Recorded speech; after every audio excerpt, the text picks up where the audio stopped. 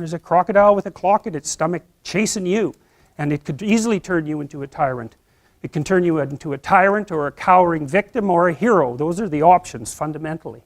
So, and that's the Gorgon looking at her own, the Medusa looking at her own reflection, you know, Mother Nature with the head full of snakes, you know, a terrifying vision. And that's actually to some degree an archetype that men get confused with women. And you know, that's the witchy part of women, and that's the part that's attractive, but rejecting. And so many men are petrified by women. They won't approach them at all. They have no idea how to talk to them. They're just petrified into immobility. And that's way more common than you think. And so that breeds resentment like you wouldn't believe, you know. Then that's the problem too. If you're chronically rejected by people, it's often because of your own insufficiencies. You know, whether that's cowardice or lack of social skills or whatever it is, it's like you can't just brush it off as, oh well, you know, no one likes me, but really I'm okay. It's like, no, wrong. If everyone rejects you, there's probably something wrong, and it's probably deep and difficult, and it's going to be horrible to fix. And so this isn't a trivial problem. It's not a trivial problem at all. And so, you know, that's Mother Nature for men too, because from the sexual selection point of view, if they're not selected as a mate, nature has taken them out of the game, right? And so, you know, people don't really like that. They're not that happy with that. And so, but getting all whiny about it and then getting violent is like, that's just not really very helpful, although it's very common. So, this is Lynn Isabel. An evolutionary arms race between early snakes and mammals triggered the development of improved vision and large brain in primates, a radical new theory suggests. These are old representations. I really like this one. This is, I don't remember, I think it's Greek, but it doesn't exactly look Greek. It might be older. It doesn't matter anyways. You see, it's the same thing, same idea as Graham's dream, right? It's like there's this thing that exists, this multi-headed snake, and it's got this infinity problem. It's everywhere. That's that little circle down there. And the problem is, well, what do you do with it? You cut off one head, 7 more grow. That's the eternal problem of life. And the problem is, there is the category of problems in life, and it ain't going anywhere. And so the question is, can you deal with the whole category at the same time? That's the thing. That's how to be in the world, is to deal with that category all at the same time. And so how did human beings, what did they come up with as a solution? And that's so cool too, because the solution they come up with not only was the heroism that allows you to approach what you're terrified by and what you find offensive and to learn from it, but also the idea of sacrifice, and that was played out by cultures everywhere, including human sacrifice. And you think, what the hell was up with those crazy bastards so long ago? They were sacrificing to gods all the time. What kind of clueless behavior was that? Burn something and please God. Burn something valuable and please God. It's like, what was with them? What were they thinking? Well, they weren't stupid, those people. If they were stupid, we wouldn't be here. They were not stupid, and believe me, they lived under a lot harsher conditions than we do. So those were some tough people, man. You know, back then you'd last about 15 minutes, and so you don't want to be thinking of your ancestors as stupid. Like, there's no real evidence that we're much different cognitively than we were 150,000 years ago.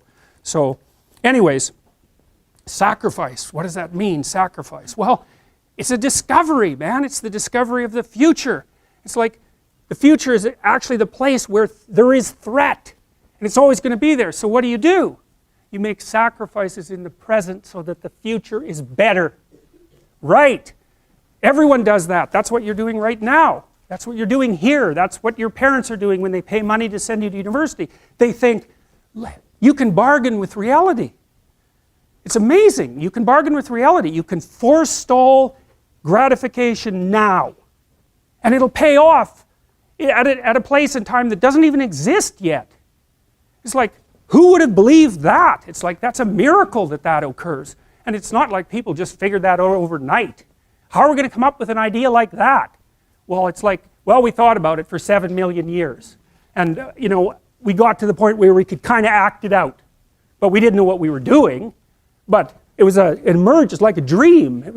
So the terror of the future is a dream. And the solution to the terror, the dream of the terror of the future, is another dream. And it comes out in mythology and in fantasy and in drama. where you act out the sacrifice. And then it's a step on the way to full understanding. So we can say sacrifice now instead of doing it, although we still do it. It's just not concretized like it used to be. We do it abstractly. And we all have faith that it will work, and we also set up our societies so that it'll work. And one thing about, I'm not a fan of moral relativism for a variety of reasons, partly because I think it's an extreme form of cowardice. But anyways, apart from that, no. There's minimal ways that you can set up a society that will work. And so one of them is that the society has to be set up so that your sacrifices will pay off or you won't work, and then the society will die. And so it has to make promises. People have to make promises to one another. And that's what money is. Money is a promise that your sacrifice will pay off in the future. That's what money is. And so if the society is stable, you can store up your work right now. You can sacrifice your impulses and you can work and you can store up credit for the future. And then you can make the future a better place. But society has to be stable enough to allow for that. Hyperinflation will do you in.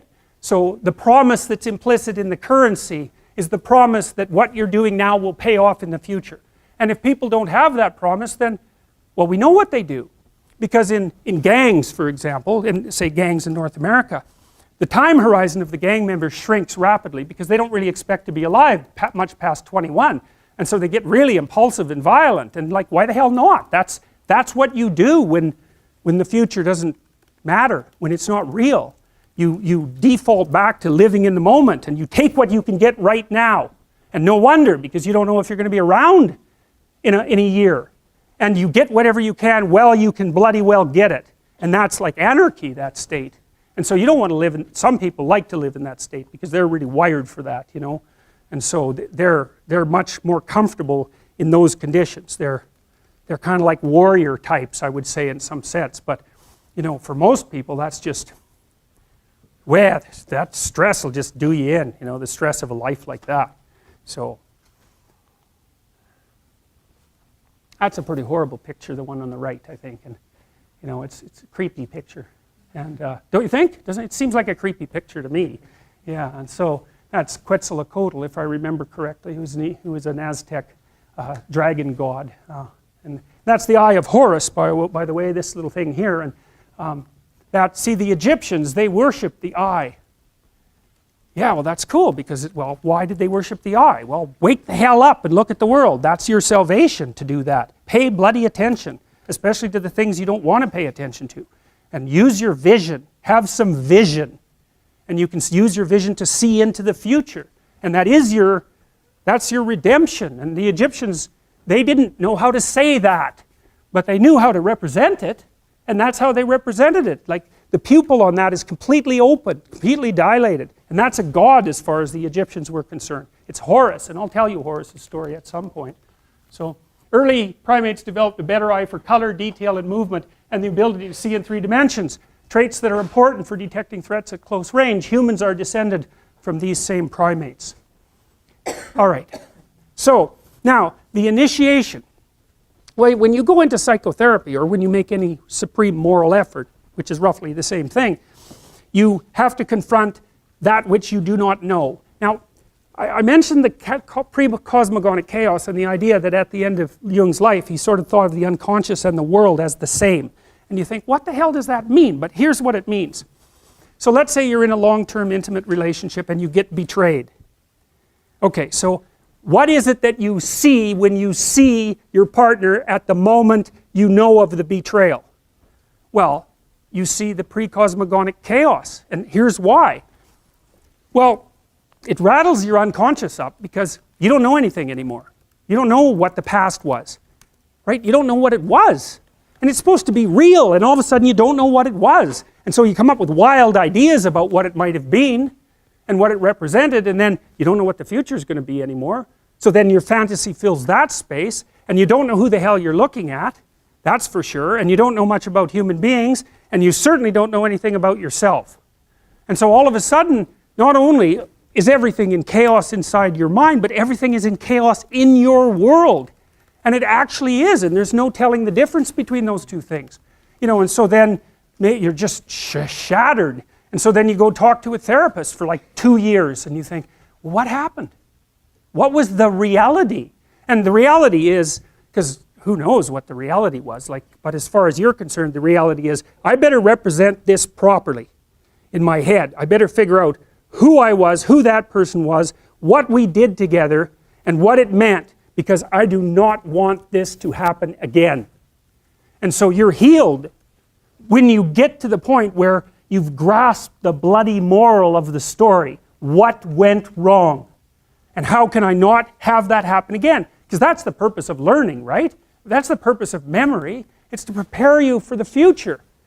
And so you have to pull out of that massive chaos a functional representation that increases your wisdom so that you're not this naive target the next time you enter into a relationship. So at least you can have another relationship without being so traumatized that, you know, you're done.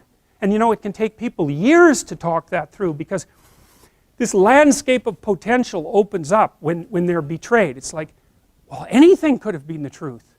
Well, to sort through that, you have to wander through all that mess, and it's really painful and emotional as well. You have to sort through all that mess to come out with the new you, right? The renewed you.